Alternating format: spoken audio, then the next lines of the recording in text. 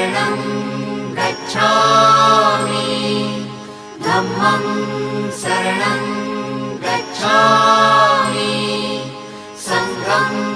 शरणं गच्छामि